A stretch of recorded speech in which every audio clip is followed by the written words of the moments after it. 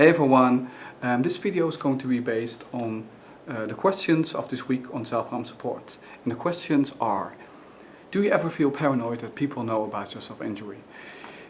2. If so, does it stop you from taking part in everyday activities, meeting friends, etc.?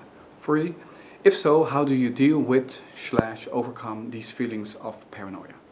Well, I'd like to take these questions in a different direction, and I'd like to focus more on the social aspect that lies within these questions. Because when I'm reading stuff like taking part in everyday activities, meeting friends, feelings of paranoia, it sounds that it has a lot to do with social anxiety. That could also lead to separation anxiety and loneliness. And you know, that's like a circle of things that was part of the reasons for me that I started to self-injure. Because you're punishing yourself and you're feeling numb, you want to feel alive again, and it's like your own little secret, you know? It's like when you do that, you can be yourself. And it's like the only place and the only thing that you can do that makes you feel yourself. But of course there are better ways and more healthy ways to do that, I know now. So I want to say something about social anxiety in this video. And I want to do something about my social anxiety.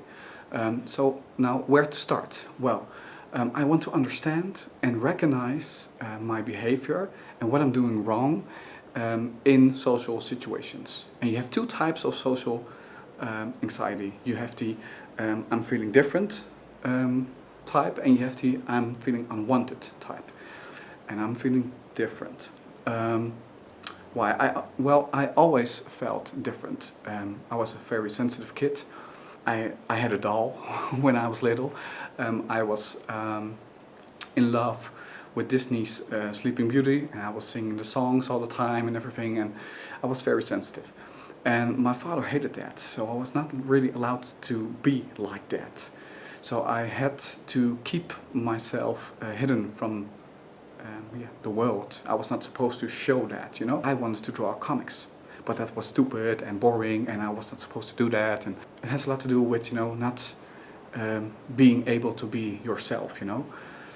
But I did what they wanted me to do to please them, because I was avoiding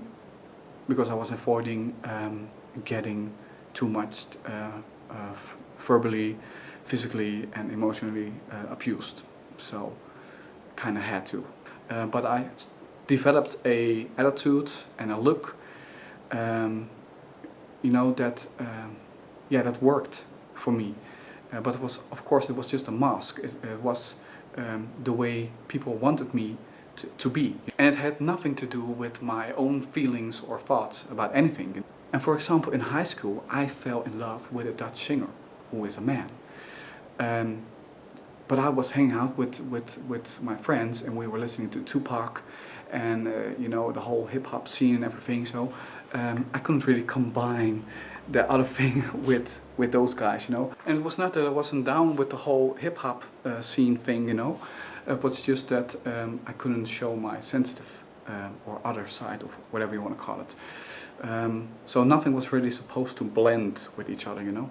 So I created different worlds, and in every world I played a part. The part that people wanted me to play, or that I thought that people wanted me to play. And when I was a child, of course, I had to play that part. And now I'm in a place that I don't have to, but I'm so used to it that I'm still doing it. And I'm trying to break out of that system that I created, you know. So that is the first problem that I have. I'm feeling different because I can't be myself, and I want to be myself. And then the second problem that I have, don't have enough social skills. And it has to do with my mother had a lot of issues before and after the divorce. So I didn't develop a lot of social skills because of all that. But I was just too afraid that she was going to leave as well, so I did what she wanted me to do.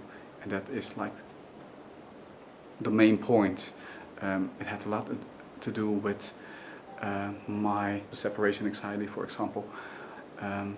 I did what people wanted me to do or what I thought that people wanted me to do, because I was just too afraid that something would change again. So that's where it's all coming from. So there you have it. I wasn't allowed to be myself. I'm different, and I lack of social skills. And today that results in not having a lot of friends. I'm not combining friends. I'm not having a real connection with them because I'm not myself when I'm with them. Even now with my closest friends, I play a role. I play a part. And I don't have enough social skills to somehow slowly change that, you know. I avoid social situations, and when I'm in one, there's so much pressure on me that I become clumsy. But it is getting better because I now understand why and how I change my behavior to to deal with my social anxiety. And since I know that now, I can make the choice to act different and try something else. I make the choice to not compensate my lack of social skills, for example. I'm not focusing on my achievements, but I try to focus on the real me and the good qualities that I have, and I combine those two to overcome this social anxiety. I want to talk about something with someone. My anxiety says, I don't know how to keep a conversation going. What am I going to say? So I'm starting to compensate. I'm listening intensely. I'm even asking some questions, but I'm not saying anything myself. I'm trying to show that I'm a good listener and make comments that are accepted in general. But I'm not showing myself. And this is what I'm doing now.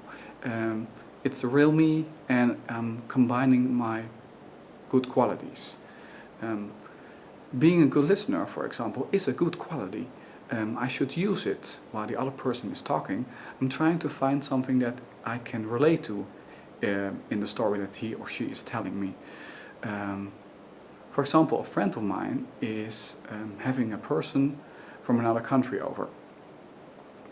And I ask her, where is he from? And in this case, he's from a country that I really want to visit. And before you know, you're talking about holidays and the places that you've been, and you can share stories about that. So the one topic just blends into the other topic, and before you know, you're having a real conversation. And that is just because I ask something that I could relate to. So I'm combining my listening with asking questions and trying to find a connection with my own interests. And you know what? It not all depends on you, When the other person is doing a crappy job on making a good conversation, it's never gonna work. And what I also do a lot is I study other people's behavior. What is he or she doing well that I'm doing not? And that's how I learn to ask questions, so you can keep the conversation going. And you can even use questions to tell something yourself. For example, I could ask you, like, how did you sleep last night? Did you have any dreams?